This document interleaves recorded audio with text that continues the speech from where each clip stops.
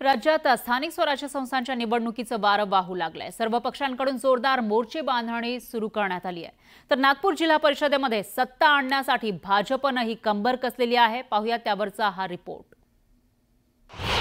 नागपूर झेडपीसाठी भाजपने कंबर कसली। नागपूर झेडपीवर भाजप झेंडा फडकवणार, काँग्रेसचा बालेकिल्ला भाजप भेदणार।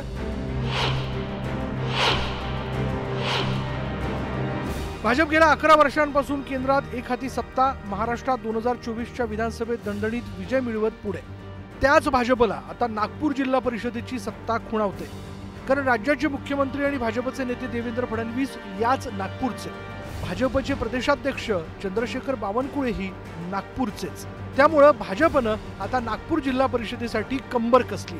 याचाच भाग म्हणून सरपंच, जिल्हा परिषद सदस्य यांना भाजपमध्ये प्रवेश देण्याचा धडाका चंद्रशेखर बावनकुळेंनी लावला। तर एकेकाळी सुनील केदार यांचे खंदे समर्थक मनोहर कुंभारेंना भाजपने थेट जिल्हाध्यक्षपदी बढती दिली।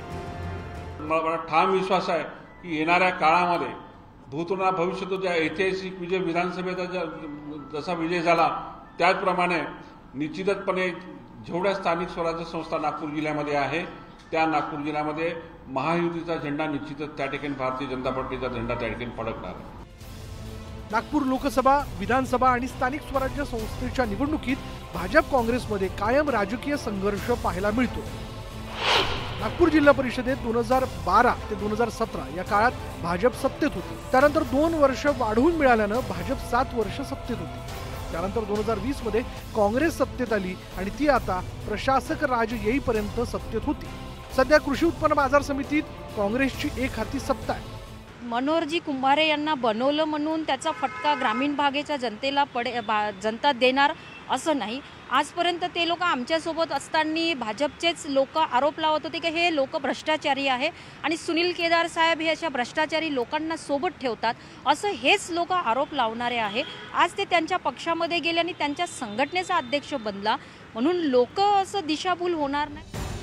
नागपूर जिल्ह्यात काँग्रेसला मोठी गळती लागली, त्यामुळे आगामी जिल्हा परिषद निवडणुकीत काँग्रेसला सत्ता टिकवण्याचं आव्हान आहे। त्यामुळे भाजप काँग्रेसचा गड भेदतय की काँग्रेसची सत्ता कायम राहते हे पाहावं लागेल। उदय तिमांडे, न्यूज 18 लोकमत, नागपूर।